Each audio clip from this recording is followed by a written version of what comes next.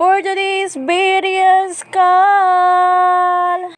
Nakasakay na Mexicad call kay padulong mi sa barangay hall kay ting immunize na po ni kaka.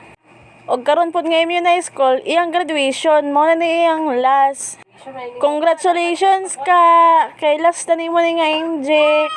Og kani din call nakaabot na mi ani sa barangay hall og nagulat-hulat na lang mi og kanus magsugod. While wala pa chika-chika lang sa nadiha. Alay ba kay na si kaka. Good mood pa kay na pero pag-abot anaon niya wa na magwarla na siya o tanawang dagoy ana o wala pa nagikulbaan. Pero og siya nasunod bakulbaan na kay kabalo naman siya sa ibuhaton sa iya ha.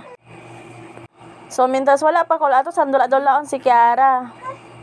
Kay pag-abot anion niya wa na magmanyaha na ni perme.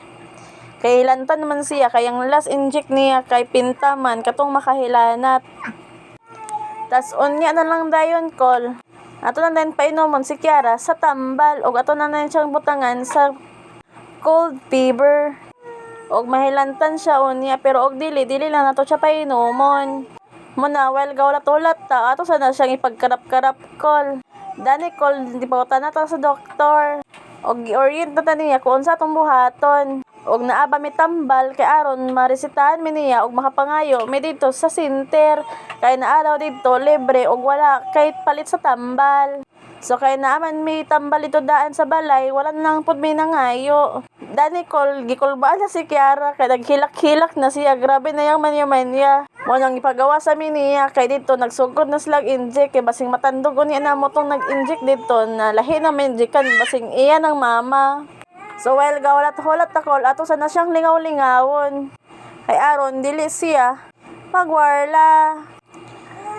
So mao gitawag na din mi dayon kay aron ipalingkod na mi kay injika na daw siya. So mao to ako lang sa gipadidi gamay. Kay aron dili pud kayo siya maghilak. Pero pag injik ani naghilak gid siya.